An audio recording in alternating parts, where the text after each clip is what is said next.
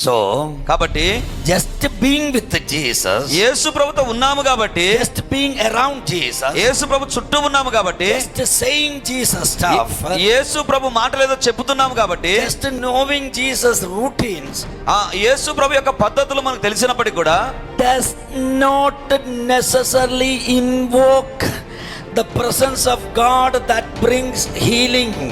నీ జీవితంలో దేవుని గురించి ఏమి తెలిసినా కూడా ఆ దాన్ని బట్టి దేవుని సన్నిధి కానీ దేవుని స్వస్థత కాదు వస్తుందని కానీ అది ఖచ్చితంగా జరిగేటువంటి అవకాశం లేదు.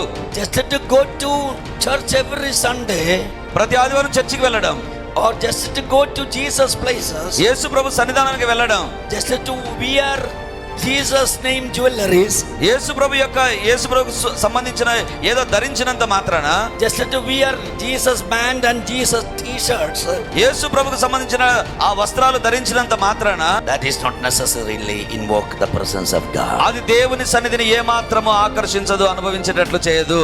Thronging around him ఆయన చుట్టూ గుమికూడి ఉండడం must be quite different from touching him. యేసు ప్రభు చుట్టూ ఉండడం వేరు, యేసు ప్రభును తాకడం వేరు.